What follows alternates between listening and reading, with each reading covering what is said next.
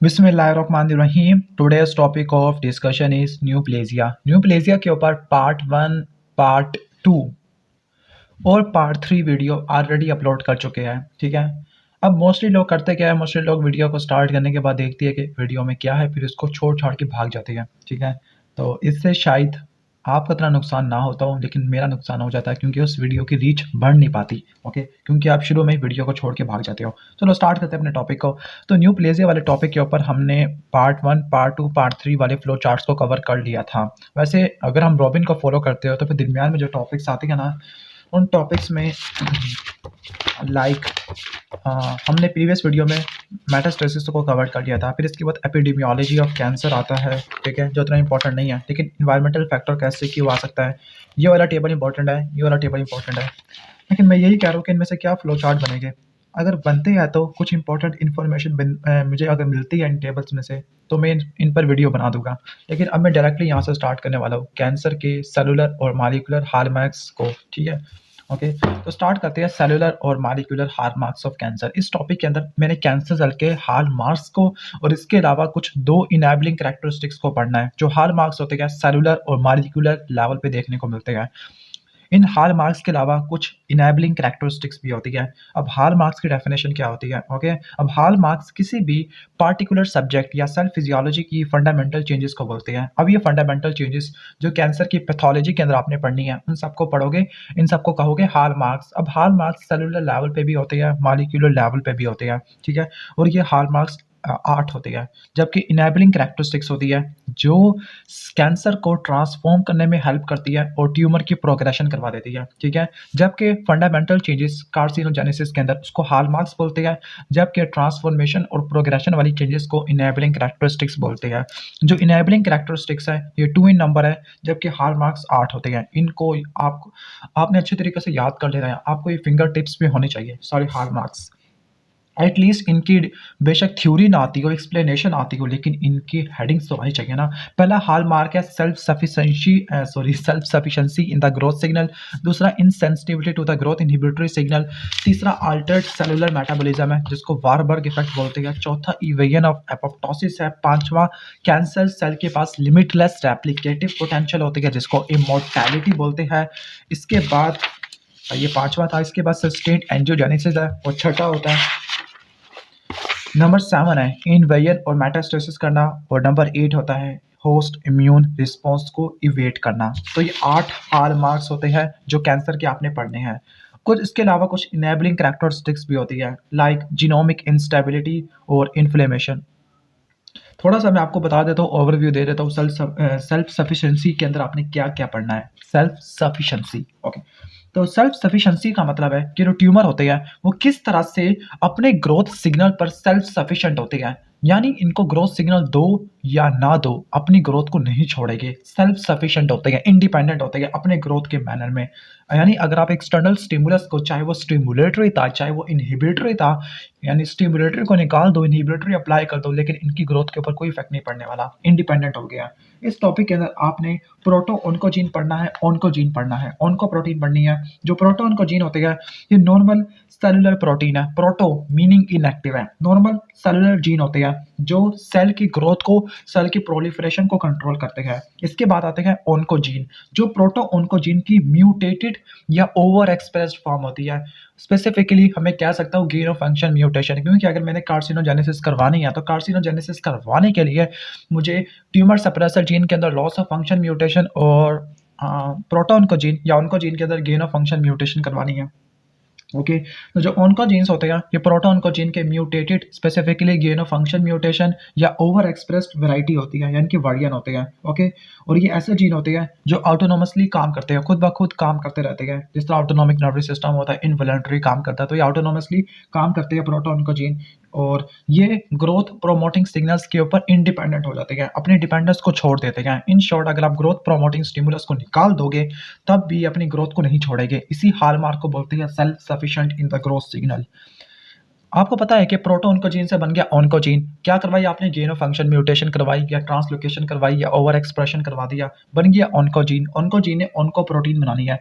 अब ये वो प्रोटीन होती है जो सेल की प्रोलिफरेशन को कुछ ज़्यादा बढ़ा सकती है। ठीक है, ओके, अब जो प्रोटीन्स होती है या ऑन्कोप्रोटीन होती है, ये डिफरेंट लेवल्स के ऊपर एग्जिस्ट करती है। फॉर एग्जांपल कुछ ग्रोथ फैक्टर के तौर पर काम आती है, कुछ ग्रोथ फैक्टर के रिसेप्टर के फॉर्म में अप्लाई होती है। यानी जो म्यूटेशन होती है वो ग्रोथ फैक्टर के रिसेप्टर में, क्योंकि सारी ऑन्कोप्रोटीन होती है, ग्रोथ फैक्टर के रिसेप्टर में म्यूटेशन हो सकती है, या नॉन रिसेप्टर टायरोसिन काइनेस में म्यूटेशन आ सकती है, या इनके डाउन स्ट्रीम सिग्नलिंग मॉलिक्यूल्स होते हैं जिनको बोलते हैं सेकंड मैसेंजर, इनकी वजह से कॉन्स्टिट्यूटिव सिग्नलिंग हो जाती है। Okay, like epidermal growth factor receptor tyrosine kinase, अगर उसके जीन के अंदर पॉइंट म्यूटेशन आ जाती है तो इसके वजह से लंग्स का कैंसर हो सकता है। अगर HER2 रिसेप्टर टायरोसिन काइनेस के जीन में म्यूटेशन आ जाए तो ब्रेस्ट कैंसर हो जाता है। या JAK2 टायरोसिन काइनेस, इसमें पॉइंट म्यूटेशन आ जाए तो माइलोप्रोलिफरेटिव न्यूप्लाज्म हो सकता है। बस रट्टा मार लो, EGF की वजह से लंग कैंसर होगा, HER2 रिसेप्टर की वजह से ब्रेस्ट कैंसर होगा, जबकि जो JAK2 टायरोसिन काइनेस है इसकी वजह से माइलोप्रोलिफरेटिव न्यूप्लाज्म हो जाएगा। अब ये तो थे एग्जाम्पल रिसेप्टर टायरोसिन काइनेस की, EGF, HER2 और JAK2। अब कुछ नॉन रिसेप्टर टायरोसिन काइनेसिस भी होती है, लाइक ABL। अगर इसके अंदर कोई मसला आ जाता है, लाइक ट्रांसलोकेशन हो जाती है और BCR ABL फ्यूजन जीन बन जाता है, तो उसकी वजह से क्रॉनिक माइलॉइड ल्यूकेमिया हो सकता है और एक्यूट लिम्फोब्लास्टिक ल्यूकेमिया हो सकता है। ओके, यानी क्रॉनिक माइलॉइड और एक्यूट लिम्फोब्लास्टिक। अब बारी है इनके डाउन स्ट्रीम सिग्नलिंग एलिमेंट की। अगर RAS की एक्टिवेशन होती है पॉइंट म्यूटेशन से बहुत सारे कैंसर हो सकते हैं। अगर PI3 के फॉस्फेटाइडल इनोसिटोल 3 काइनेज या BRAF की म्यूटेशन होती है, या इनके काइनेजेस की म्यूटेशन होती है, एक्टिवेशन होती है, तो इससे भी, इसकी वजह से भी बहुत सारे कैंसर हो जाते हैं। ठीक है, तो मैं एग्जांपल दे रहा हूँ ये ऑन्कोप्रोटीन वाले टॉपिक की। ठीक है, ऑन्कोप्रोटीन वाले टॉपिक की आपको मैं एग्जांपल्स दे रहा हूँ। तो जो BRAF की वजह से आपने जो याद रखना है वो मेलानोमा, ल्यूकेमिया और कोलोन का कैंसर याद रखना है। अगर MYC की एक्सप्रेशन बढ़ जाती है, MYC मास्टर ट्रांसक्रिप्शन फैक्टर है, ये ऐसे जीन की एक्सप्रेशन को कंट्रोल करता है जो आगे जो लिम्फोसाइट की प्रोलिफरेशन को कंट्रोल करती है। अगर इसमें मसला आ जाता है, ट्रांसलोकेशन में क्रोमोसोमल ट्रांसलोकेशन हो जाती है, तो इसकी वजह से बर्केट लिम्फोमा हो सकता है, और ये एप्स्टीन बार वायरस की वजह से होता है। अगर साइक्लिन डिपेंडेंट काइनेस की वजह से साइक्लिन डिपेंडेंट काइनेसिस के जीन के अंदर म्यूटेशन आ जाती है, तो उसकी वजह से सेल साइकिल प्रोलिफरेशन या प्रोग्रेशन में मसला आना शुरू हो जाता है।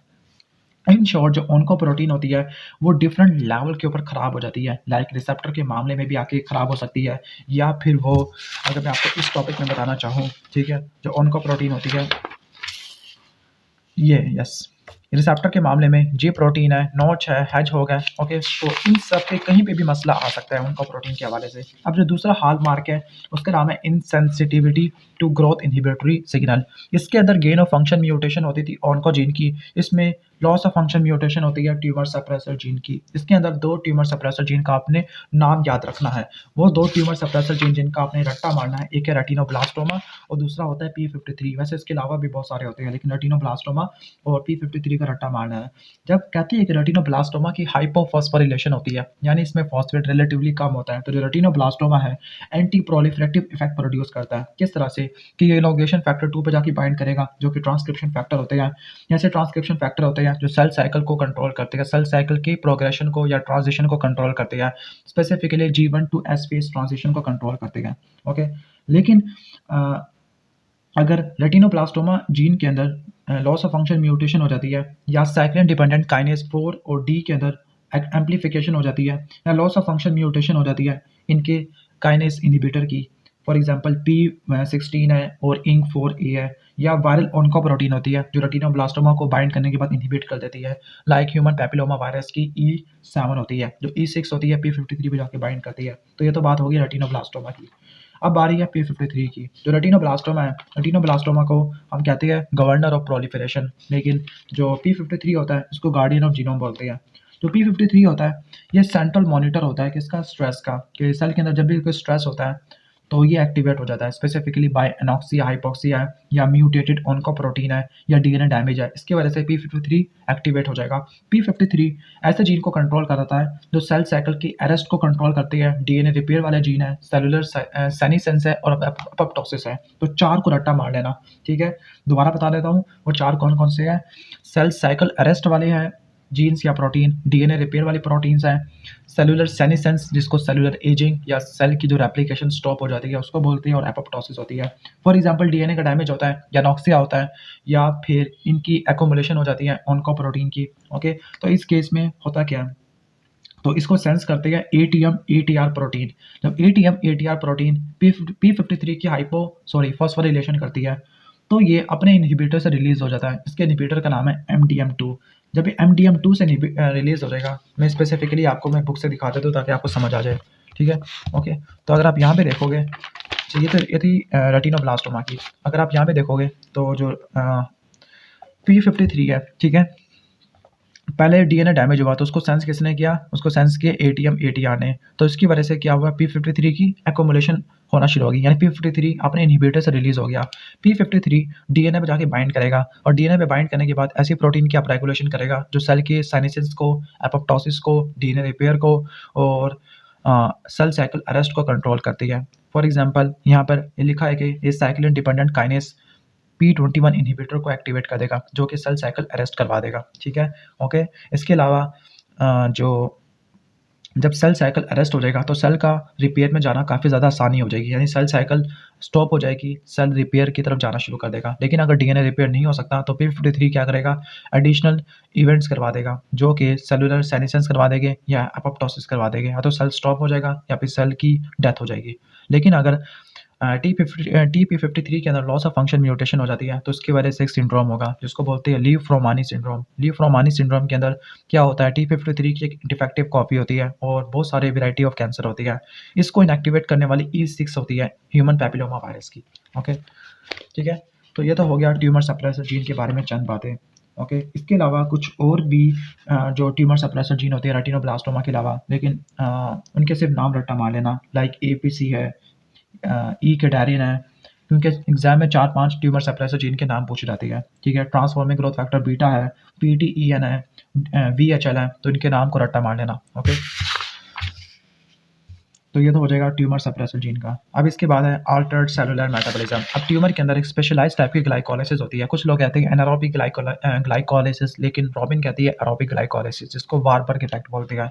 ओके, अब कहते हैं कि इनके अंदर एरोबिक ग्लाइकोलाइसिस या specialised type of modified glycolysis इसलिए होती है ताकि वह मैक्रोमोलेक्यूल ऑर्गेनेली की सिंथेसिस कर सके, उनकी सेल ग्रोथ तेजी से हो सके, तो इसको बोलते हैं वारबर्ग इफेक्ट।